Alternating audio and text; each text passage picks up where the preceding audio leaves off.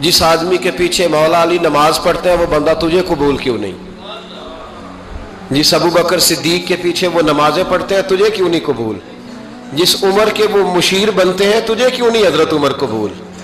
और जिस उस्मान गनी के बारे में मौला अली की ये राय है कि इमाम हसन और हुसैन को तलवारें दे के हजरत उस्मान के दरवाजे पर खड़ा करके कहा बेटा यहाँ खड़े रहना, कोई दुश्मन उस्मान के करीब ना आने पाए।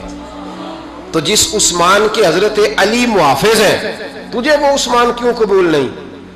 याद रखो, हम लानत भेजते हैं फिरका वारियत पर, उम्मत को तबाह करते हैं वो लोग जो फिरका वारियत पैदा करते हैं। लेकिन आपको बताऊं, जिस जमात से आपका ताल्लुक है ना, उस जमात की उम्मत मुस्लिमा को जरूरत है। क़यामत भी 10 मुहर्रम को ही आएगी, जुमे का दिन होगा। तो मैं आज दिल को हाजिर नाजर रख के, अपनी तबीयत को हाजिर पा के बाशऊर आपको कह रहा हूं, जाग के सुनना खुदा का वास्ता। आप उस जमात से ताल्लुक रखते हैं, अगर काफिर के सामने इस्लाम का कुछ चेहरा पेश हो सकता है तो सिर्फ सुन्नी का चेहरा पेश हो सकता है। खत्म हो गई बात। वरना कोई सहाबी का बेअदब है, कोई अहले बैत नबूवत का, आज मुझे कह लेने दो, खोल के कह लेने दो।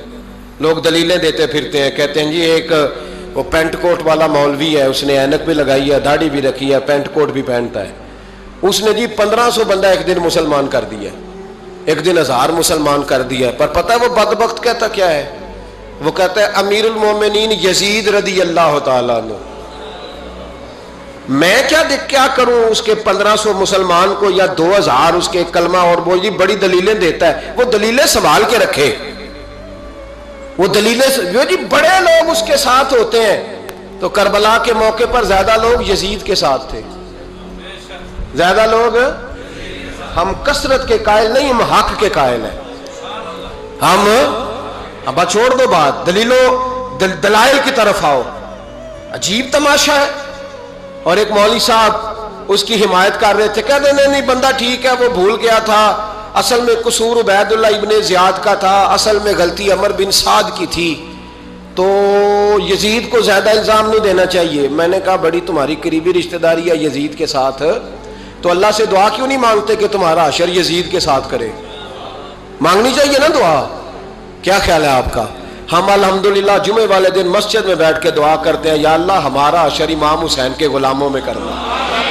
तो तू भी करना, जुर्रत कर, जुर्रत हमारी जुर्रत देख। हम ये नहीं कहते उनके साथ कर, हम कहते हैं या अल्लाह हमारा हशर उनके, हमारी जुर्रत देखो, हम उनके गुलामों में, कदमों में, नौकरों में बैठने को वो दुआ मांग रहे हैं, या अल्लाह हमारा उनके गुलामों में, गुलामों के, तू भी जुर्रत कर दलेरी, कर जुर्रत, क्या या अल्लाह मेरा हशर यजीद के साथ कर दलेरी। अगर इतना ही अच्छा था तो बेशर्मो इतना जुल्म ना करो, इतनी ज्यादती, इतना जुल्म ना करो, ये जुल्म है।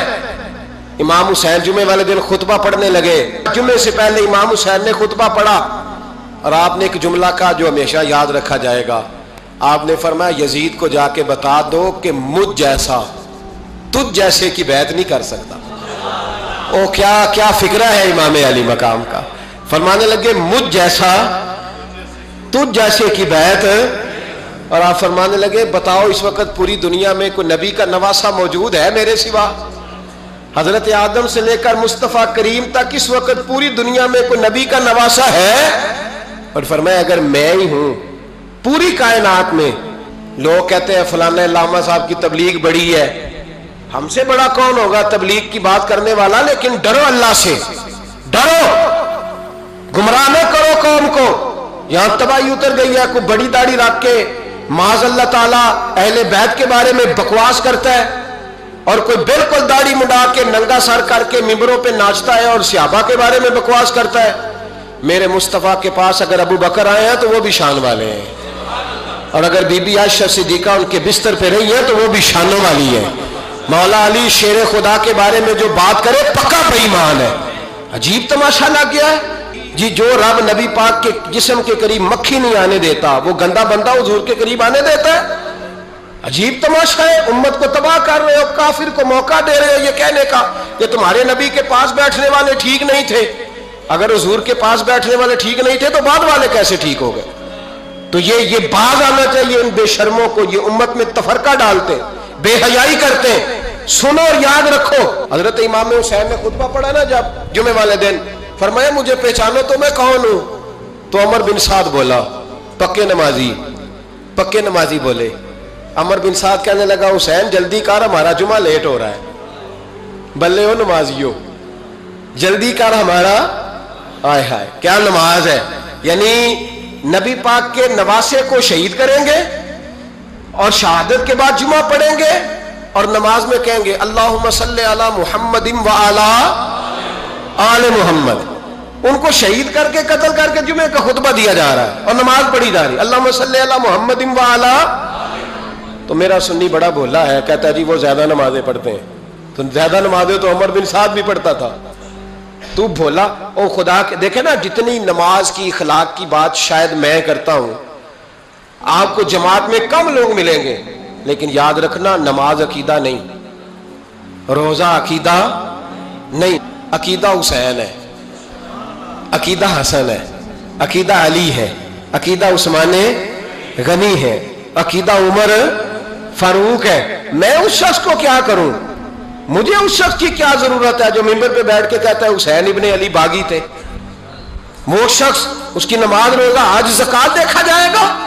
آؤ قرآن مجید سورہ شورا آیت نمبر 23، گھر جا کے قرآن مجید کھولو، یہ والی آیتیں بھی پڑھا کرو، یہ والی بھی کھولا کرو۔ صحابہ جمع ہو کے نبی پاک کے پاس آئے، عرض کی یا رسول اللہ صلی اللہ علیہ وسلم آپ کے خرچے زیادہ ہیں، آمدن کا ذریعہ کوئی نہیں۔ جس طرح آج لوگ ہر پیر صاحب سے نہیں پوچھ رہے، علامہ صاحب سے، کہ آپ کام کوئی نہیں کرتے، کپڑے پھر بھی سفید پہنتے ہیں، کیا ذرائع آمدن ہے، پھر بھی آپ گاڑی میں گھومتے ہیں۔ ہمارا تو پروگرام تھا مولوی بھوکا مر جائے، پر اس کے پاس آتے ہیں تو یہ تازی چائے پلاتا ہے، کیا مطلب کس طرح کا رویہ ہے؟ صحابہ کے بار وہ یہ نہیں سوچتے تھے آتے کام، وہ کہتے تھے آگے بڑھ کے حصہ ڈالیں۔ وہ سارے آگے بڑھے، کہا یا رسول اللہ صلی اللہ علیہ وسلم اخراجات زیادہ ہیں، ذرائع آمدن بظاہر کوئی نہیں، نذرانوں پہ اعتراض نہ کیا کرو، نذرانہ دینا نبی پاک کی سنت ہے، نذرانہ قبول کر لینا نبی پاک کی، بولو حضور کی سنت ہے۔ تو صحابہ جمع ہو کے آئے، ایک جگہ پہ میٹنگ کی، کہا تھوڑے سے پیسے ہر مہینے پیش کریں گے۔ تو حضور سے بات کون کرے گا پیسوں کی؟ کہا ہم نے نہیں کرنی، نبی پاک کے چچا جناب عباس کریں گے۔ حضرت عباس رضی اللہ تعالیٰ عنہ کے ذمہ لگایا گیا، جناب عباس آئے، حضرت عباس رضی اللہ تعالیٰ عنہ پیسے لے کے آئے، اور سیانے بندے تھے، انہوں نے بڑی سمجھداری والی، عقل مندی والی بات چھیڑی۔ یہ نہیں کہا کہ حضور ہم یہ نذرانہ دیں گے، کہنے لگے یا رسول اللہ ہمیں پتہ ہے آپ کی مذہبی مصروفیت اتنی ہے کہ آپ کو ٹائم نہیں ملتا کاروبار کرنے کا، اگر آپ کام کریں گے تو پھر آپ کس طرح کر کے دین کا کام ہو سکے گا، اور یا رسول اللہ آپ نے جو ہمارے لیے کیا ہے اس کا ہم بدلہ نہیں دے سکتے، ایک حرف کا بدلہ نہیں دے سکتے، حضور یہ تھوڑا سا نذرانہ ہر مہینے لایا کریں گے، قبول کر لیں۔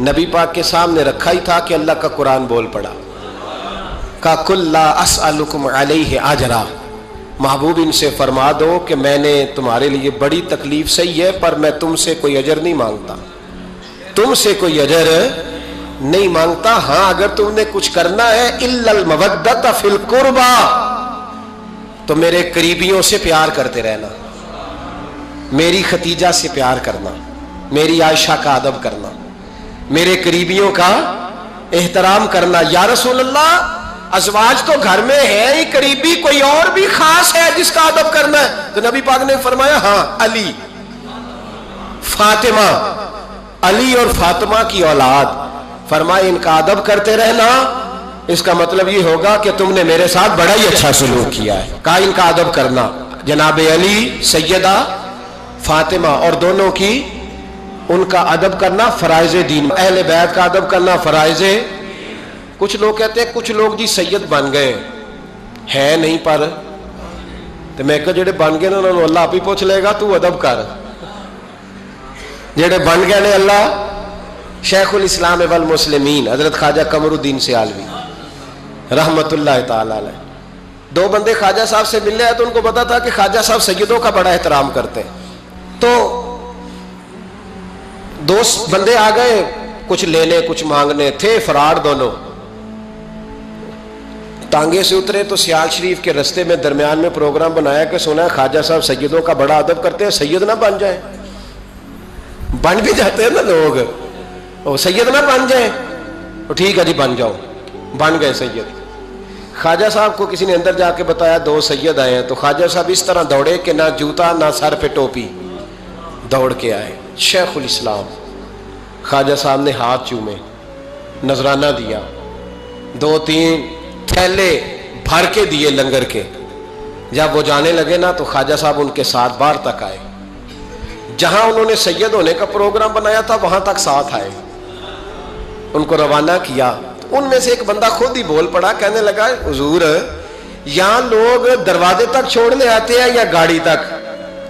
ना दरवाजा ना गाड़ी, आप दरमियान में रुखसत करने आए, समझ नहीं आई।